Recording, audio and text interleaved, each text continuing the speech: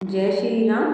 हमारे सनातन धर्म में हर तिथि, हर पर्व और हर मास का अपना विशेष महत्व होता है। इन्हीं में से एक बहुत महत्वपूर्ण समय होता है खर मास, जिसे मर मास या खरमास भी कहा जाता है। लेकिन हर साल लोगों के मन में एक बड़ा सवाल रहता है कि आखिर खर मास कब से शुरू हो रहा है और कौन सी तिथि से शुभ कार्य बंद हो जाते हैं। साल 2026 में भी कई लोगों के मन में यह सवाल है कि खर मास 15 मार्च से शुरू होगा या 16 मार्च से। अगर आप भी यही जानना चाहते हैं कि 2026 में खर मास कब से शुरू हो रहा है, इसका धार्मिक महत्व क्या है, इस दौरान कौन से काम नहीं करने चाहिए और खर मास में कौन से काम करने से भगवान की कृपा मिलती है, तो इस वीडियो को अंत तक जरूर देखिए, क्योंकि आज हम आपको खर मास से जुड़ी पूरी और सही जानकारी देने वाले हैं। खर मास क्या होता है? सबसे पहले यह समझ लेते हैं कि खर मास क्या होता है। जब सूर्य देव गुरु ग्रह की राशियों यानी धनु या मीन राशि में प्रवेश करते हैं, तब से जो एक महीना होता है उसे खर मास कहा जाता है। इस समय को हिंदू धर्म में शुभ कार्यों के लिए उचित नहीं माना जाता, इसलिए इस दौरान शादी, गृह प्रवेश, मुंडन, सगाई जैसे मांगलिक कार्य नहीं किए जाते। लेकिन इसका मतलब यह नहीं कि यह समय अशुभ होता है। असल में खर मास भगवान की भक्ति और साधना का विशेष समय होता है। 2026 में खर मास कब से शुरू होगा, अब जानते हैं इस जरूरी सवाल का जवाब।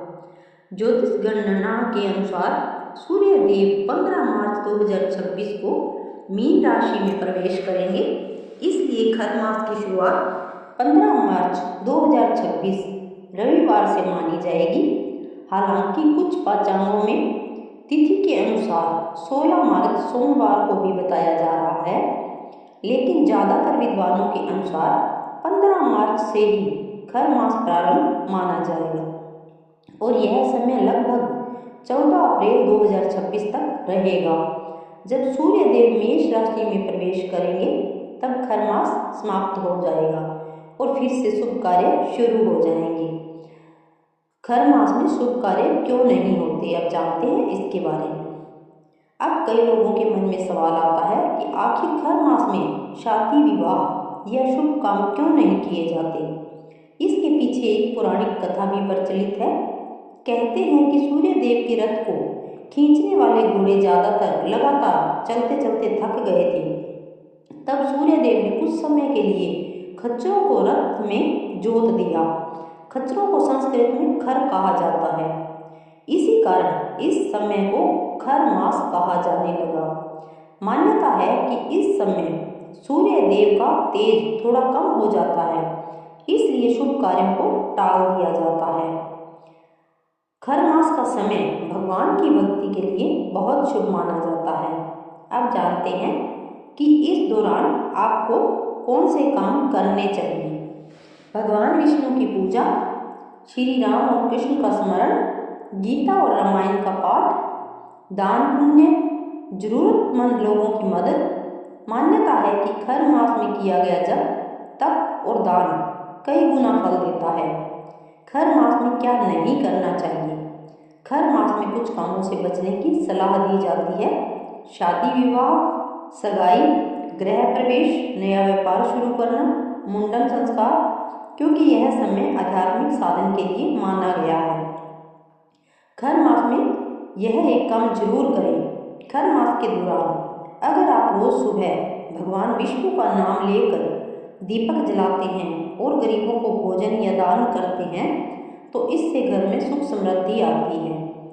इसके अलावा ओम नमो भगवते वासुदेवाय मंत्र का जाप भी बहुत फलदायी माना जाता है।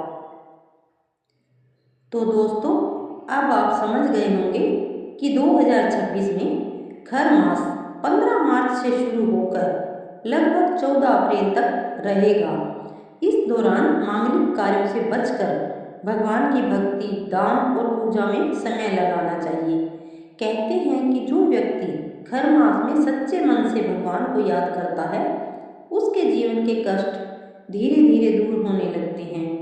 अगर आपको यह जानकारी अच्छी लगी हो तो वीडियो को लाइक जरूर करें और कमेंट में लिखें जय सूर्यदेव। भगवान आपकी सभी मनोकामनाएं पूरी करें। जय श्री राम, जय श्री कृष्ण, जय श्री हरि।